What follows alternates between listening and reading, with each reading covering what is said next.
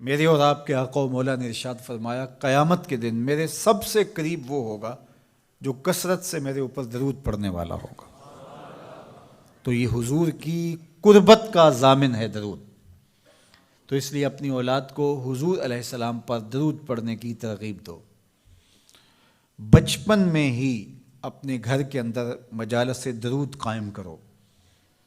روزانہ کی بنیاد پہ ہو تو بہت اچھا، نہیں تو ہر 8 دن کے بعد ایک دن ضرور متعین کر لیا جائے۔ جمعۃ المبارک کے دن کثرت کے ساتھ درود پڑھنے کی ترغیب دی گئی ہے، اور فرمایا اس دن فرشتے حاضر ہوتے ہیں۔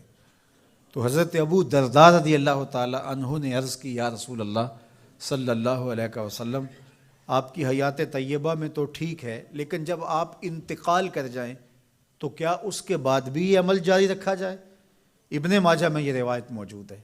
تو حضور علیہ السلام نے حضرت ابو درداء سے فرمایا، ہاں میرے وصال کے بعد بھی اس عمل کو جاری رکھنا، اور ساتھ ارشاد کیا کہ ان اللہ حرم علی الارض ان تاکل اجساد الانبیاء فنبی اللہ حی یرزق۔ اللہ نے مٹی پر حرام کر دیا ہے کہ وہ نبیوں کے جسموں کو کھائے۔ نبی قبروں میں زندہ ہوتے ہیں، ان کو رزق بھی دیا جاتا ہے۔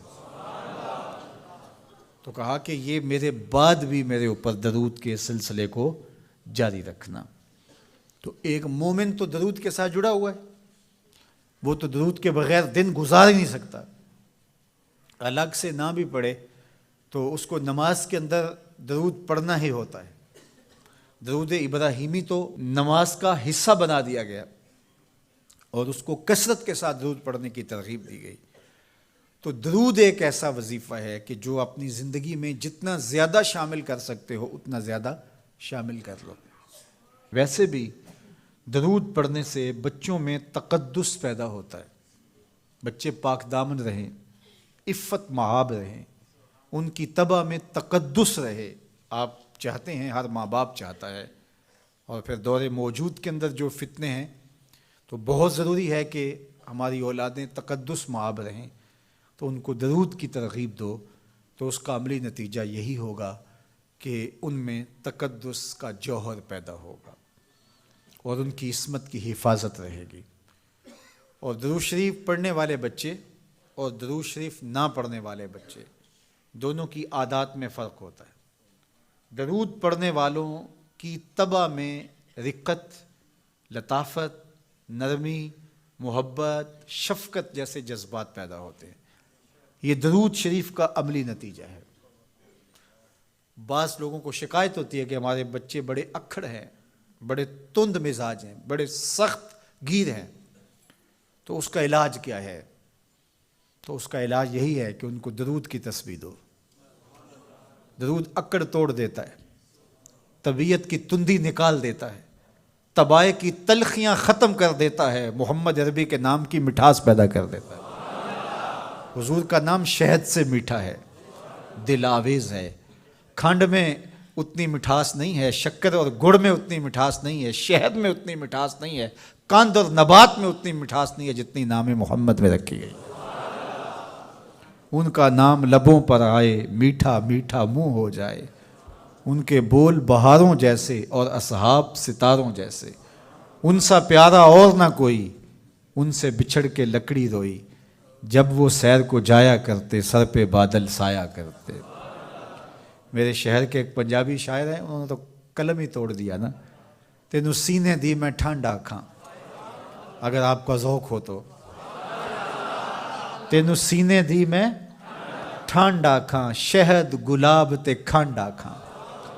تینوں نبیاں دا میں لاڑا آکھاں، تیرے ہجر دے وچ میں ہاڑا آکھاں۔ تو ان کا نام ہی میٹھا ہے، دل آویز ہے۔ تو درود غصہ ختم کرتا ہے، طبیعت کی تلخی اور تندی مٹا دیتا ہے، اکھڑ پن ختم کرتا ہے۔